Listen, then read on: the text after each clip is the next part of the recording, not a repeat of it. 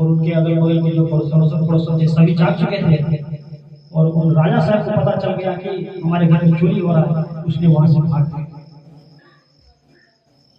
उसने सामान वगैरह वहीं छोड़ दिया और वहां से निकल गया।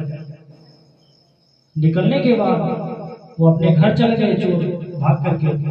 दूसरे दिन राजा है, राजा को जैसे ही पता चला कि हमारे सामान इधर उधर हो गया है, रात को कोई चोर आया था, तो उसने पूरे अपने राज्य में डंका डाल दिए कि हमारे घर में चोरी करने का दुस्साहस किसने किया। कौन सी चोर में इतना साहस हो गया कि राजा के घर में चोरी करने आया था। उसे पकड़ के लाया गया और कारागार में डाला गया। ऐसा ही हुआ, अपने मंत्री को चारों तरफ फैला दिया कि कौन से चोर है, उसे पकड़ के लाया गया। तो चोर ने सोचा, उसको एक बात की याद आ गई थी चोर को कि गुरुदेव ने ये भी बताए थे कि तुम अपने इल्जाम किसी और के ऊपर जाने मत देना। अगर तुम्हारा इल्जाम किसी और के ऊपर जाएगा बहुत बड़ा अनर्थ हो जाएगा, तुम पापी बन जाओगे। इसलिए चोर सोचा कि गुरुदेव ने ये भी बात कही थी, तो क्या करूं मैं। राजा साहब के पास जाते हैं, खुद को सरेंडर करते हैं।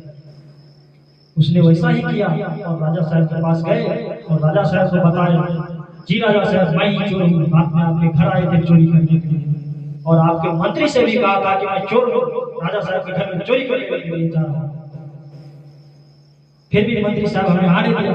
मंत्री साहब ये सोचा कि राजा साहब का कोई दोस्त नहीं, लेकिन हमने तो चोर था, आपके घर में चोरी करने के लिए आए थे और सामान भी मैंने इकट्ठा किया, लेकिन फिर चले गए। राजा साहब ने बोला, अरे चोर, तुम चोर होकर के और राजा के सामने आकर के बोल रहे कि मैं चोर हूं और मैंने ही चोरी करने का साहस किया था। बोला, ये क्यों?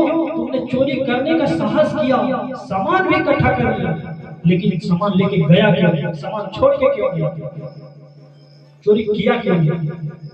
उसने कहा राजा साहब से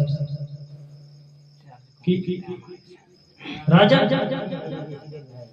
मैंने एक दिन चोरी करके जा रहे थे और मैं पकड़े गए थे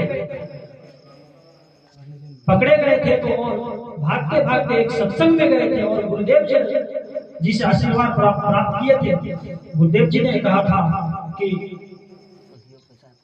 तुम कभी किसी छोटे घर में चोरी नहीं करना और